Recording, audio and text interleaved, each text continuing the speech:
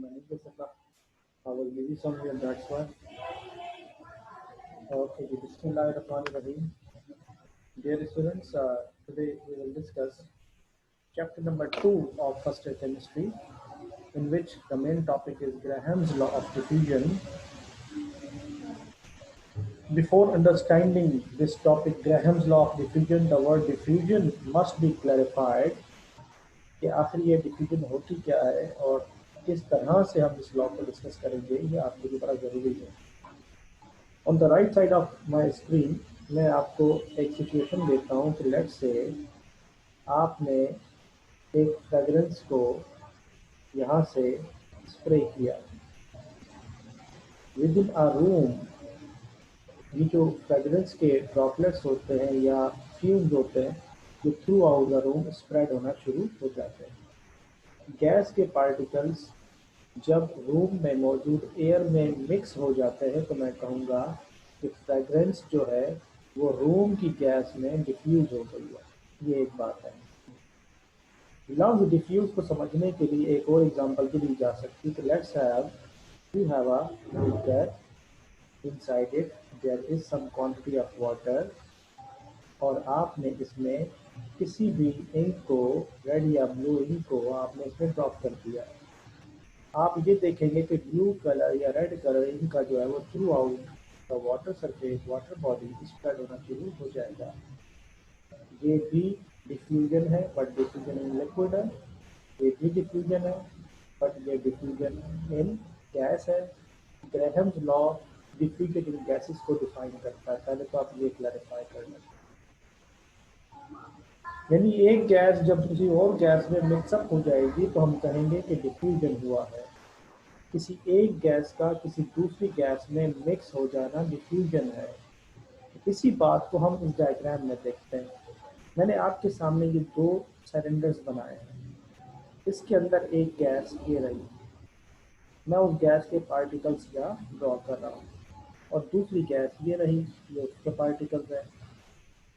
जब इन दोनों को हमने किसी एक कंटेनर में जगह दे दी तो ये पार्टिकल्स एक दूसरे में इंटरमैंगल हो जाएंगे, यानी ये फिक्स हो जाएंगे। इंटरमैंगल का मतलब एक दूसरे में मिक्स हो जाना। ये है मेरे लिए गैस ए और ये है मेरे लिए गैस बी। जब ये दोनों मिक्स हो जाएंगे तो फिर ये हमारे पास बन जाएगा mixture of gases, mixture of gas A as well gas B. ये मिक्सचर है। हम ये कह सकते हैं कि gas A and B diffuse in each other. सिर्फ ये नहीं कि ए बी में डिफ्यूज होगी, बल्कि बी भी ए में डिफ्यूज होगा। यहाँ आपको जो ग्रेहम्स लॉ ने समझाना है वो ये है कि कुछ गैसेस ऐसी हैं जिनमें डिफ्यूजन बहुत रैपिडली हो जाता है, और कुछ गैसेस ऐसी हैं जिसमें डिफ्यूजन स्लोली स्लोली होता है। किस गैस में डिफ्यूजन रैपिडली होगा, किस में स्लोली होगा, इसी बात को कंपेयर करने के लिए हमने rate of diffusion find out करना है। याद रहे कि rate of diffusion inversely proportional होता है square root of the mass के। अब ये जो मास है ये कंसिडर किया जाता है molecular mass. Molecular mass of gas है ये। इसी बात को पहले मैं आपको स्टेटमेंट की सूरत में समझाता हूँ कि what does he said.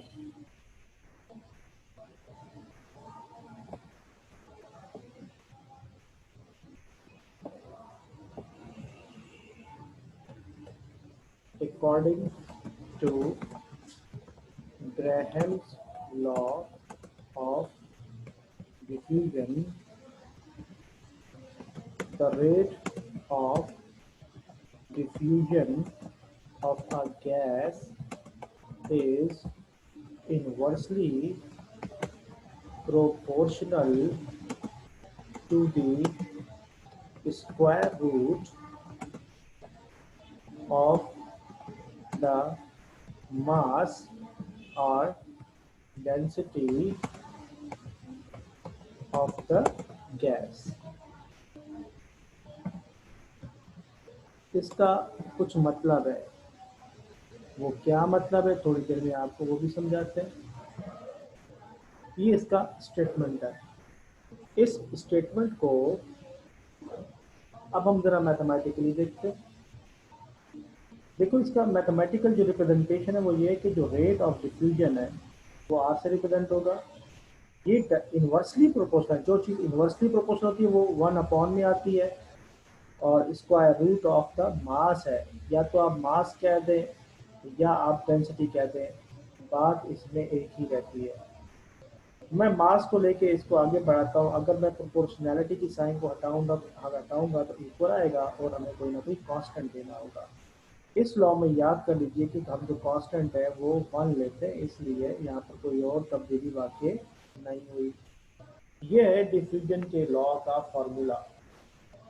Graham ने कहा ये कि जो बल्की मॉलिक्यूल होंगे, जिनके मास ज़्यादा होंगे, जिनका साइज बड़ा होगा, उनका जो रेट है वो स्लो हो जाएगा। ये भी एक आम सी एग्जांपल है कि एक ग्राउंड में अगर मैं मुख्तलिफ लोगों को दौड़ने का मौका दे दूं तो वो ज़्यादा स्पीड से दौड़ सकते हैं जिनका मास कम है, और जिनका मास ज़्यादा है उनकी दौड़ने की स्पीड कम होगी। बिल्कुल इसी तरह से वो गैसेस जिनके मॉलिक्यूलर मासेस की वैल्यू ज़्यादा है उनमें रेट ऑफ डिफ्यूजन कम होगा, और जिनके मॉलिक्यूलर मासेस की वैल्यू कम है उनमें रेट ऑफ डिफ्यूजन कम होगा, सॉरी तेज होगा, ज़्यादा होगा। इन्वर्स है ना ये। मास अगर बढ़ जाएगा तो रेट कम हो जाएगा, मास अगर कम हो जाएगा तो रेट बढ़ जाएगा। ये इन्वर्स रिलेशनशिप है। इस इन्वर्स रिलेशनशिप को हम मजीद भी डिस्कस कर सकते हैं। मैंने आपके सामने दो गैसेस कंसीडर किए, एक है गैस ए और दूसरी है गैस बी। दोनों के रेट ऑफ डिफ्यूजन को अगर हम कंपेयर करने की कोशिश करेंगे तो हम उसे किसी और पैरामीटर में भी डिस्कस कर सकते हैं। लेट्स से मैं कहता हूं कि यही बात हम आगे बढ़ाते हैं। मैं कहता हूं कि फॉर गैस ए, गैस ए के लिए जो रेट ऑफ डिफ्यूजन है वो आर ए होगा। ये इक्वल होगा 1/स्क्वायर रूट के अंदर जो मास है वो मास ऑफ गैस ए बन जाएगा। इसी तरह से मैं कह सकता हूँ for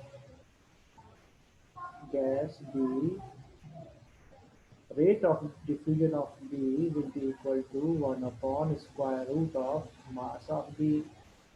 This is equation number 1, this is equation number 2। मैं 1 को 2 से डिवाइड करता हूँ। मैं कहता हूँ कि डिवाइड इक्वेशन 1 एंड 2। जब इसे हम डिवाइड करेंगे तो लेफ्ट हैंड साइड से डिवाइड होगी, और राइट हैंड साइड से square root of mass of A, square root of mass of B. अब देखिए इसको फर्दर जब मैं सॉल्व करूँगा तो वो यूँ बन जाएगा कि R A upon R B बराबर आएगा square root of mass of A multiply by, उल्टा हो जाएगा, स्क्वायर रूट के अंदर आ जाएगा मास ऑफ बी, अपॉन में आ जाएगा 1/रूट एम बी। ऊपर जाएगा तो उलट जाएगा, ये बन जाएगा रूट एम बी अपॉन 1। ये लेफ्ट, ये अप वाला अप से, डाउन वाला डाउन से जब मल्टीप्लाई होगा तो फाइनली आपके पास R A upon R B आ जाएगा। That would be equal to square root of mass of B upon square root of mass of A आएगा। इसी को हम रेशो की फॉर्म में लिख सकते हैं कि R A ratio R B बराबर आएगा square root of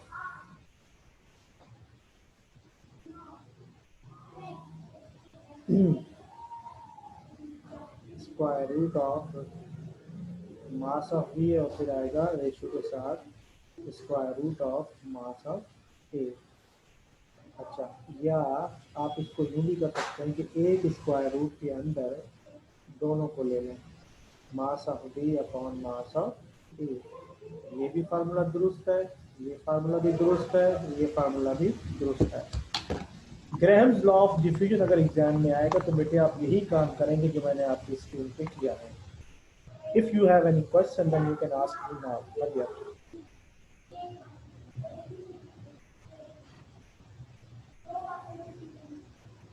ji students, कोई क्वेश्चन है यहाँ पे तो पूछिए बेटे।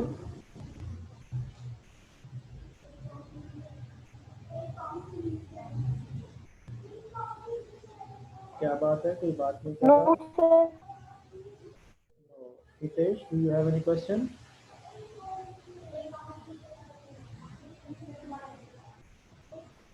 Hitesh, are you no, listening? Yes sir, no sir, कोई क्वेश्चन नहीं है। Okay, Laiba? Sir, no question. Okay, I think ये टॉपिक बहुत इजी था, आप सबको ये क्लैरिफाई हो चुका है। अब बच्चों मैं इससे Yes, आगे sir. जो काम करवाऊंगा वो इसके न्यूमेरिकल से, ठीक है?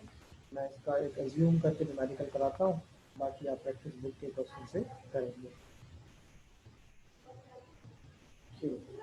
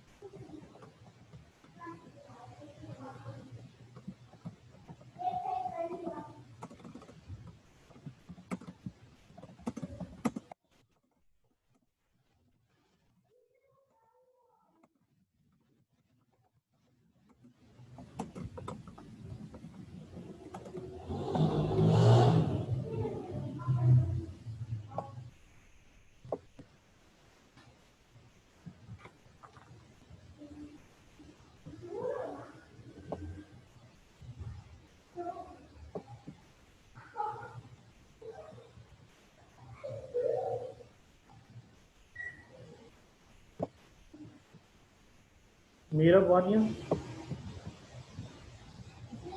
No voice, I am getting disturb. Students, यहाँ मैं आपको एक क्वेश्चन लिख के दे रहा हूँ कि कंपेयर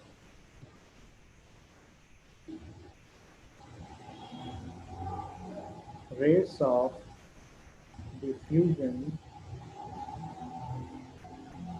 of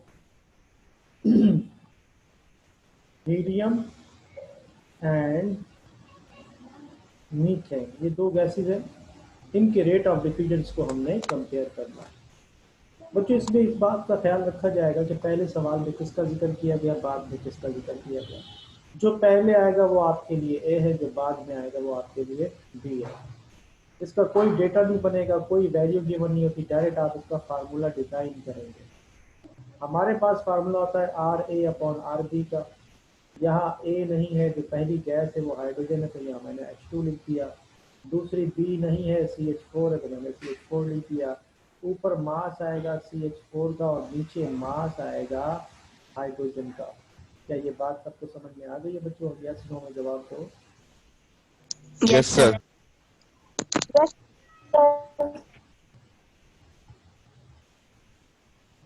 अब यहाँ पे बेटे आपको चाहिए रफ वर्क करें। CH4 का मॉलिक्यूलर मास निकालें, कार्बन का मास होता है 12, 4 मल्टीप्लाई होगा हाइड्रोजन के मास से, तो टोटल आपके पास जो मास आएगा वो 16 है।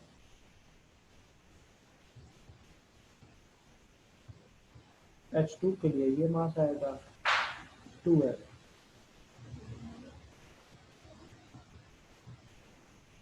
ऊपर वैल्यू 16 मैंने रखी, नीचे मैंने 2 रखा। 2 1 जा 2, 2 8 जा 16। रूट के अंदर आएगा 8 अपॉन 1। अपॉन वाला 1 आपने इग्नोर नहीं करना, यहाँ लिखना है। रूट 8 हो जाएगा, रूट 1 हो जाएगा, दोनों रूट मैंने अलग अलग रखे। इसके बाद बेटे आप एलसीएम जब ब्रेक करते हैं तो आपके पास रूट 8 का जो आंसर है वो आएगा 2 रूट 2 अपॉन में आएगा 1। रूट 1 का आंसर 1 होता है। बेटे ये आपका आंसर जरूर है, लेकिन आपने आंसर इस हद तक नहीं छोड़ना, इससे आगे आपने आंसर को यूँ लिखना है रेशो की फॉर्म में। The rate of hydrogen ratio, rate of CH4 equals to 2 root 2 ratio 1। इस तरह लिखने का कोई पर्पज़ है? पर्पज़ ये होता है कि हम मैथमेटिकली बता सकें कि रेट ऑफ हाइड्रोजन अगर ये है तो इसके कंपैरेटिवली रेट ऑफ CH4 ये होगा। तो अब आप खुद देख लीजिए कि ये बल्कि है, ये लाइटर है, तो बल्कि का रेट कम है और लाइटर का रेट क्या आ गया, ज़्यादा आ गया। That's how we make comparison. इसी से रिलेटेड मैं आपको यहाँ कुछ प्रैक्टिस देता हूँ, इसे आप खुद कर लेंगे। टेक आउट योर नोटबुक और इसे जल्दी से सॉल्व करें। Compare the rates of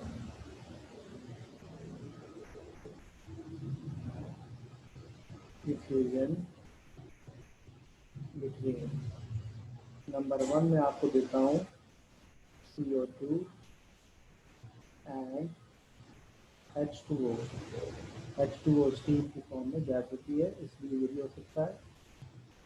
helium and hydrogen, CO2 and CH4, SO2 and CO2। ये प्रैक्टिस आप लोग कर लेंगे। H2 and D2। डी के बारे में याद कर लें, ये ड्यूट्रियम है और इसका जो मास होता है वो 2 होता है।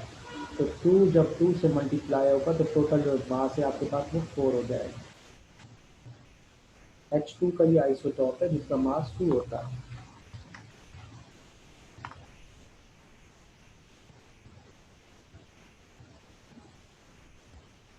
हीलियम एंड D2 कभी आपको कंपेरिजन नोट कर दीजिए, आप परफॉर्म करें। 5 मिनट देता हूँ मैं आपको।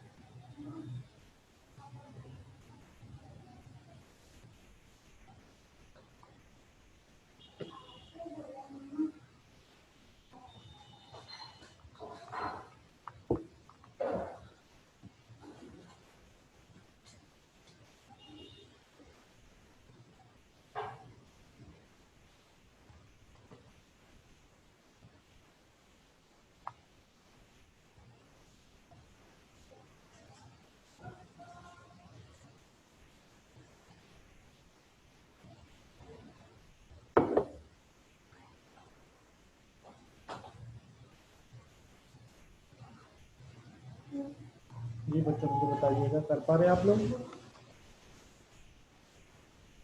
Yes Yes, sir, sir. बस दे दें थोड़ा। क्या कह रहे हैं हितेश?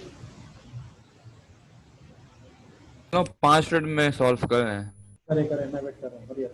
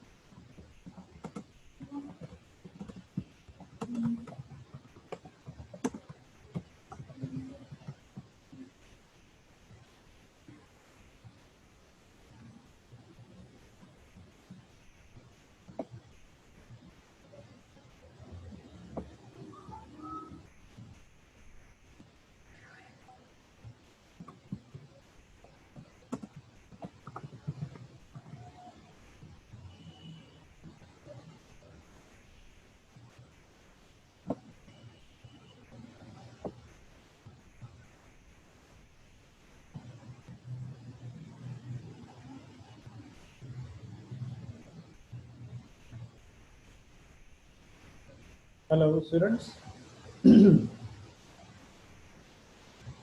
Sir Yes, sir. अच्छा बच्चों, ये मैं मीटिंग एंड कर रहा हूँ। मैं एक और लिंक भेज रहा हूँ, उससे आप लोग ज्वाइन करें, क्योंकि नेक्स्ट टॉपिक जो मैंने पढ़ाना उसमें टाइम ज़्यादा चाहिए। तो we have less than okay 10 sir. Minutes in this meeting, तो मैं इसको स्किप कर रहा हूँ। हम दूसरी मीटिंग ज्वाइन करते हैं। Okay. Okay sir. Okay sir.